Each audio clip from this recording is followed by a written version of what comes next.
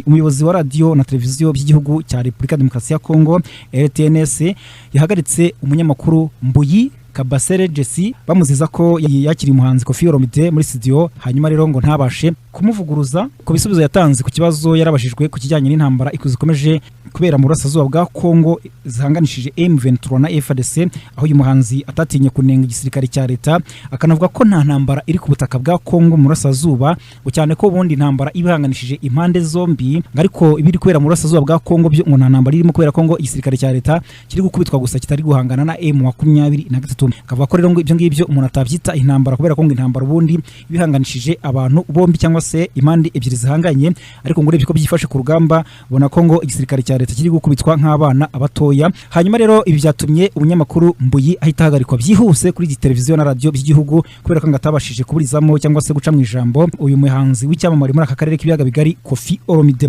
Mu itangazo umuyobozi mukuru wa radio na televiziyo by'igihugu Elenge Nyembo Sylvie yashyize ahagaragara kuri uyu munsi yavuze ko umunyamakuru Kabasele Mbuyi Jesse usanzwe ubundi ayobora ikiganiro Le Panier de Morning Show yakiriye umuhanzi w'icyamamare muri Kongo ndetse no muri Afurika y'Iburasirazuba Koffi Olomide arazwi cyane, yamenyekanye mu myaka yo hambere kuko ubu ngubu ageze mu myaka irenga 60 y'amavuko. Hanyuma rero akaba yaratumiye uyu muhanzi kuri radio na televiziyo by'igihugu nabashe kumuhagarika mu kiganiro yatangaga cyane cyane cyerekeranye n'intambara iri kubera mu burasirazuba bwa Kongo. Hanyuma rero Koffi Olomide akaba yaraje gutangaza ko igisirikare cya leta Kinshasa gikomeje gukubitwa nabi nk'abana, kandi ko umuntu atavuga ko kiri mu ntambara na M23 kubera Kongo kitari guhangana n'uyu mutwe ahubwo ukomeje kugenda ugikubita cyangwa se ugitsinda uruhenu. Muri iki kiganiro uyu muhanzi ufatwa nk'icyamamare cyangwa se igihanganye gikomeye cyane mu muziki wa Afurika y'Iburasirazuba ndetse no muri Afurika muri rusange yakivugiyemo iby'intambara ibera mu burasirazuba bwa Kongo, avuga ko abona amakamyo y'umutwe wa M23 yidegembya abayatwara ntacyo bikanga, kandi ko ngo ntacyo ingabo za leta zibasha gukora ahubwo ngo iyo ziyabonye zikizwa n'amaguru bagahunga urugamba. Koffi Olomide ati nta ntambara ihari, turi gukubitwa nabi, turi gukubitwa inshyi nk'abana, bari kubakorera ibyo bashaka. Niboneye amakamyo yidegembya nta muntu uyahagarika, nabonye kandi abasirikare bacu bajyanwa ku rugamba na za moto, ndarira. Nta ntambara ihari muri Kongo, turi gufatwa nk'abana. Ubundi mu ntambara irashe nanjye ndarasa, ariko siko bimeze ku rugamba ruhanganishije M23 na FARDC. Mu gihe kandi kuwa gatatu ku itariki ya 10 z'ukwezi kwa karindwi inama nkuru ishinzwe iby'itangazamakuru n'itumanaho muri Kongo yatumijeho Kabasele na Olomide kugira ngo batange ibisobanuro kuri iki kiganiro batanze cyo guharabika igisirikare cya leta ndetse no kunenga ubutegetsi bwa Repubulika Demokarasi ya Kongo muri rusange. Umuyobozi mukuru wa RTNS yandikiye Kabasele amumenyesha ko yamuhagaritse ku nshingano ze by'agateganyo kuri televiziyo na radio by'igihugu, anahagarika kandi ikiganiro cye by'agateganyo mu rwego rwo gukumira ingaruka mbi ngo zakurikiraho bitewe n'ibyagitangarijwemo na Koffi Olomide. Umuyobozi mukuru wa radio na televiziyo akaba amushinja kureka Koffi Olomide kuvuga ibyo yishakiye ashize amanga ku ntambara yo mu burasirazuba bwa Kongo, bavuga ko ari ubushotoranyi ngo bw'igihugu cy'u Rwanda ndetse ngo na M23 ngo bafatanye. Akavuga ko rero ngo nta ruhare umunyamakuru yigeze ashyiramo kugira ngo amuhagarike cyangwa se anyomoze ibyo yaramaze kuvuga bigendanye no kunenga igisirikare cya leta cyangwa se guca intege abaturage muri guca intege abasirikare ba leta ndetse no kubateza abaturage muri rusange.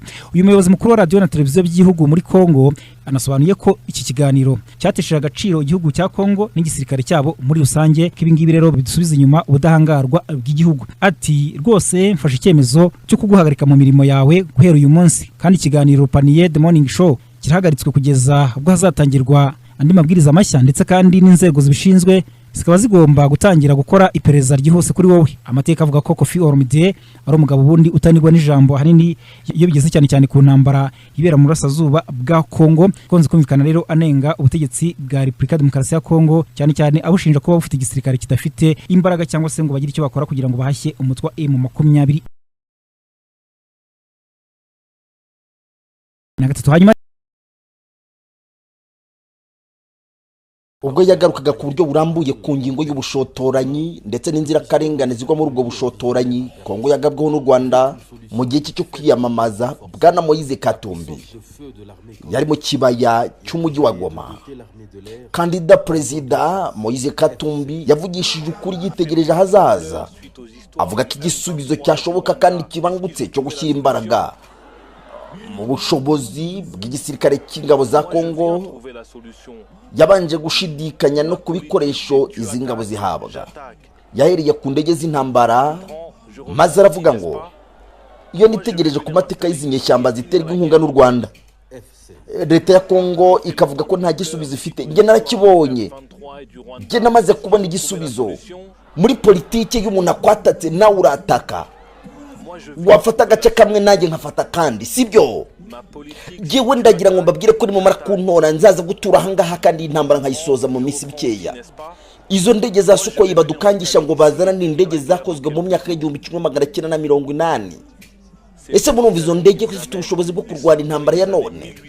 Njyewe mbasezeranije ko nzazana F-16. Moi je vais amener des F-16 ici, vous allez voir.